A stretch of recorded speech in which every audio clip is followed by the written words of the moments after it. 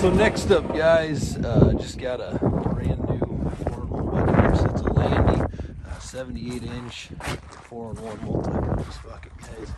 It was shipped with 2 female ends, so we won't be able to test it, but it is brand new, guys. Had quite a bit of stuff from this guy. All seemed to work good. So I'm here with Mike. Let's do a quick demo. But obviously, the full one just because having two female ends, but we can get that switched out. It's got the manuals with it there, guys. Still connected to hydraulic lines. That line will fall down there, but